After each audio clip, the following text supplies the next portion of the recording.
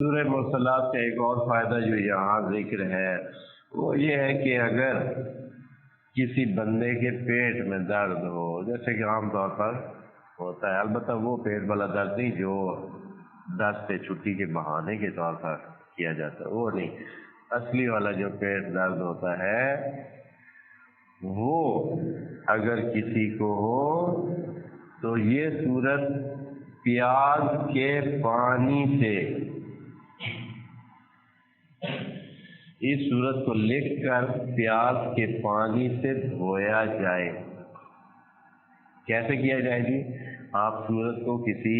شیشے یا چینی کی پلیٹ پر لکھیں، برتن پر لکھیں، پھر اس کو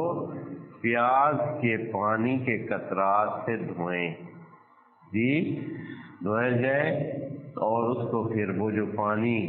پیاز کا ہو اس کو دوائی کے طور پر پیا جائے تو اس کو شفا ملے گی باذن اللہ۔ ٹھیک ہے جی، یہ بھی ذہن میں رکھیں۔